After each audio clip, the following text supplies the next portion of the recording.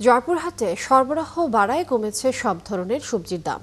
বিক্রেতারা বলছেন কিছুদিন আগে বৃষ্টিতে ফসল নষ্ট হওয়ায় আগাম আলু, পেঁয়াজ ও রবি শস্য আবাদ করেন কৃষকরা।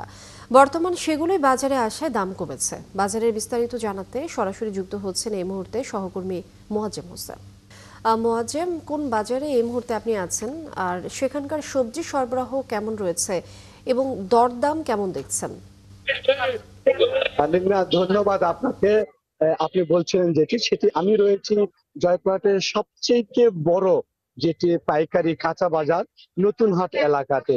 আজকের যেমনটি বলছিলেন যে আজকে কিন্তু কাঁচা বাজারের দাম কিন্তু অর্ধেকটায় কিন্তু নেমে এসেছে গত সপ্তাহের তুলনা। কিন্তু আজকের বাজারটা একেবারে মানে অর্ধেকে এসেছে।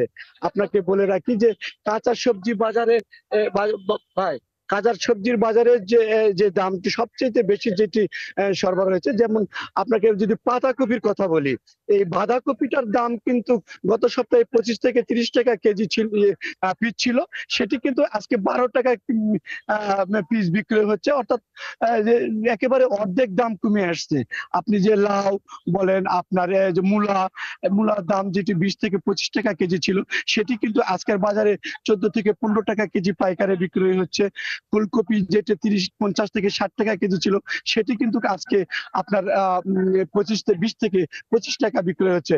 অর্থাৎ বাজারের যে গত সপ্তাহে যে দামটা ছিল তার অর্ধেক দামটাই কিন্তু নেমে এসেছে, এমনটি বলছেন কিন্তু এখানকার যে যে পাইকারি যে ব্যবসায়িক এবং যারা কৃষক যারা রয়েছে তারা কিন্তু এটি বলছিলেন যে এই জয়পুরহাটের আপনি জানেন যে আগাম সবজি আবাদ করেছিল যে কৃষকরা যে আবাদ করবে, সেটি কিন্তু বৃষ্টিতে নষ্ট হওয়াতে কিন্তু তারা চরম ক্ষতিগ্রস্ত হয়েছে।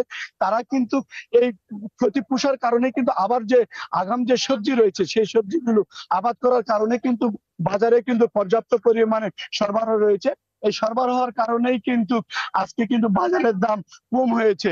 অর্থাৎ আপনি গত সকালের খবরে যেটা হবার জন্য দর্শক, জয়পুরহাটের বাজার পরিস্থিতি আমরা জানছিলাম সহকর্মী মোয়াজ্জেম হোসেনের কাছ থেকে।